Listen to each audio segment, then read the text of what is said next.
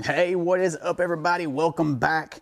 So we have not really had any content since the end of the hunting journal, which wrapped up first week of January. It is now March 1st, but we have got some exciting things coming up very soon. So if you remember last year, I told you that we had got on a wait list to have a controlled burn here on the farm.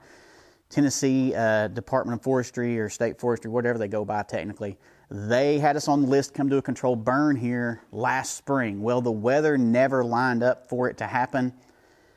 Last night, I got a call at 9 p.m. basically saying, hey, we're going to be there on Monday morning to start cutting fire breaks in. And then sometime in the next week after that, we're going to be out there to do your burn. So really good to see that happening. I've been maintaining the farm. Last year when they were here, they asked me to not bush hog because it would allow to be more fuel for the fire to get a hotter burn and purge the area of a lot of the invasive stuff that we don't want. Well, because they didn't show up, I went from March all the way through till September, October, and didn't mow a lot of the farm because they asked me not to. Well, I ended up eventually saying, hey, I've got to mow. I can't just go without mowing the farm. It's going to get out of control. So I started bush hogging in September, October, and I bush hogged a large portion of the farm off. Now, there's certain areas that I left high to allow cover and undergrowth for the deer to browse on and to use for bedding cover and protection. But there is still portions of it that are unmowed. There's probably 2/3 of it has been mowed in September, October timeframe. So it's not really grown back. All the grass that I mowed is still laying there. So it's going to be fuel. All depends on how wet it is, how damp it is, and how well it will burn. But that is going to be what we're looking at. The other thing is the big news is we're going to burn all the way through the pines. So if you watched my hunting videos, hunting journals this year, most of my hunting was done down in my pines in the same 1 or 2 spots. And the deer coming through there was more than I've ever seen here on the farm. I like to attribute it to some of the different management practices and property management plans and habitat management things we're doing here. But, we got such a small piece of property that it's, I can't house that many deer, or I can't have that many resident deer here. So it's a combination of everything in the area too. But we're going to burn all the way through those pines. There are a whole bunch of dead pine trees in there, and state forestry is supposed to come out and cut down all the dead pine trees, and then they're going to burn all the way through the pines. Those pine needles are 5, 6, 7 inches deep in some places, so there's going to be a ton of fuel in there, and I'm really anxious to see how that's going to go because, man, that could be quite the blaze coming through the pines. I'm going to say I'm a little concerned about it. And I know these guys do it. And I was just down in South Georgia working this past week, and they were doing controlled burns everywhere down there. It was actually so heavy that a lot of places when I'm coming up the highway that everything ahead of you just looks brown or orange. And it's because they're just burning hundreds of acres of farmland down there. Most of it's pine. And it's the same kind of thing as what I'm going to have here. But there's a lot of things I got to do to prepare for it, in addition to contacting local fire stations and let them know that we're about to have a controlled burn here. And if somebody reports a fire or smoke, then that's most likely what it is. It's coming from us, and it's not urgent for them to come out and respond to. So State Forestry takes care of all the burn permits. I don't have to handle any of that. They deal with all of that for me. And the labor for this is actually really cheap. To burn, we're going to burn my place and my aunt and uncle's that adjoins me. And I think it came out to like, I'm trying to remember, 18 or 20 acres is what we're going to have burned in total. I think, if memory, it's been a year now, 18 to 20 acres. And it was something like $750 or something like that to have it all burned. And that includes all the labor, the dozers they're going to bring out. They're going to bring like 2 crews of men to work the fire line and go through with chainsaws. And I'm like, dude, you can't, that's really cheap. Now they do have limits on the size of property they can do and certain things like that. So it's not like something that everybody can do. But if you own property and you want to do a controlled burn, I highly recommend you check that out and look into that. I'm going to try to cover as much of that as I can if I'm in town. There's a good chance that I may have to be out of town, which if I am, then I'm going to maybe ask my son or daughter to try to get some video footage of it, because I just think that's awesome. And I've been waiting a year for this, and I hate to think that I'm potentially going to be out of town when that happens. What was that? Something just fell on the barn roof. Anyway, the other thing I got to do is I got to get down the pines, and I got to get all my trail cameras and tree stands and everything down before they show up and start doing this stuff, because of the heat and the amount of fuel down there. I have a feeling that, any stands or whatever that's up is going to be damaged to the point of not being able to be used.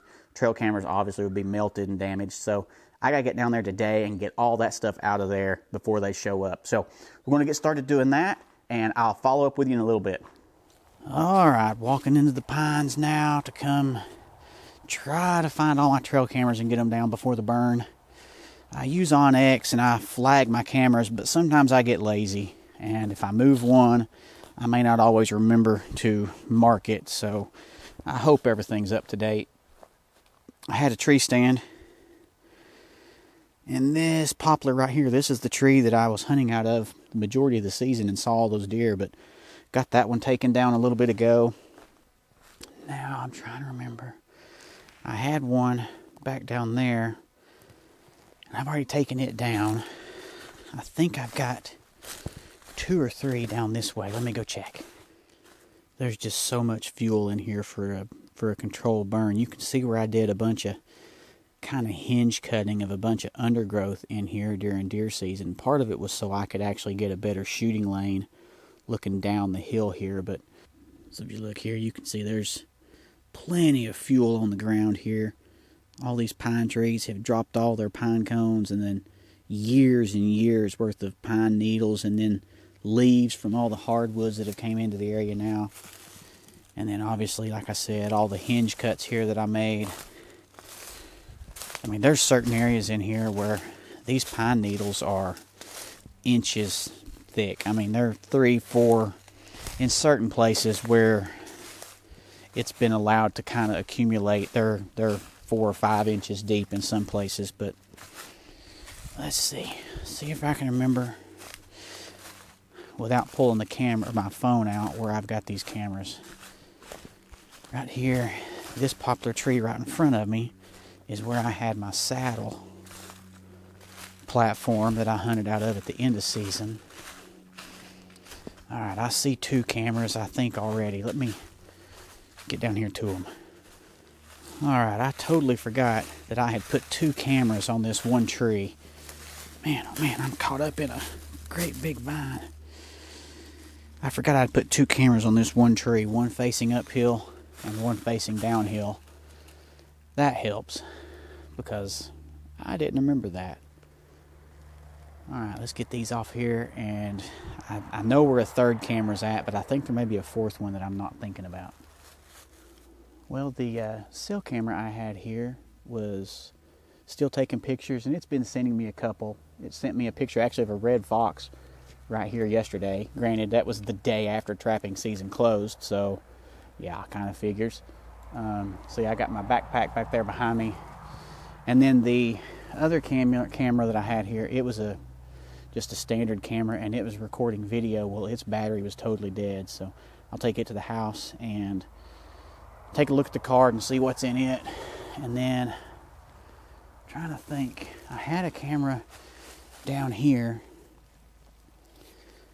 somewhere, but I think I took it down and moved it. And then I know there's one out over on the hillside, but I'm going to cut through this edge of the pines over here, and I'm going to show you just the kind of mess. Actually, I'll spin around here and show you this way too.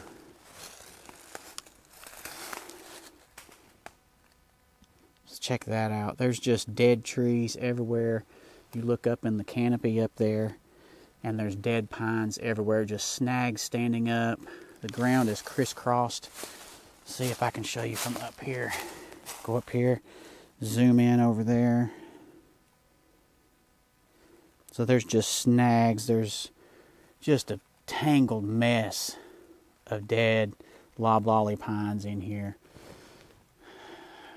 I don't know. I'm a little nervous about how this is all going to go when they start burning this thing, because a lot of this is rotten stuff and it's been down for years, and it's probably just going to smolder and it's not really going to blaze or nothing. But we got some fresh deadfall in here too it's probably going to go up fast. All these cedars that are down in here and dead, they're going to go up in a hurry as well.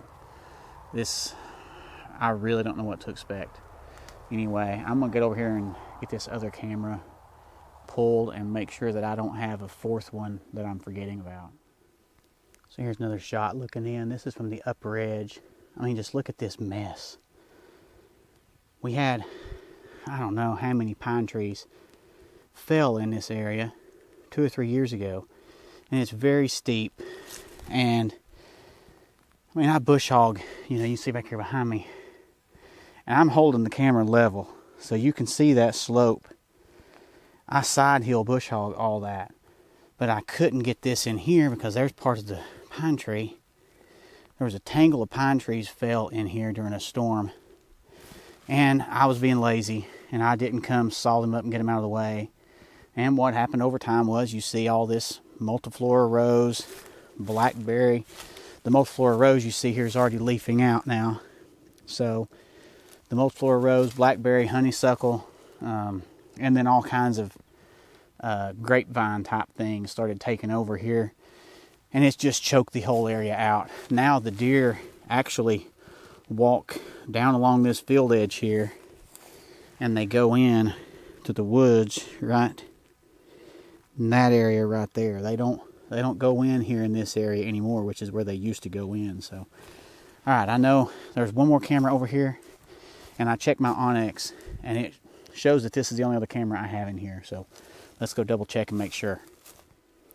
All right, I got that camera pulled, and there isn't one. I thought I had one back over there on the edge of the pines there, and there isn't one there. So I just want to show you this here too. If you look down here, this is actually still my part of the farm here.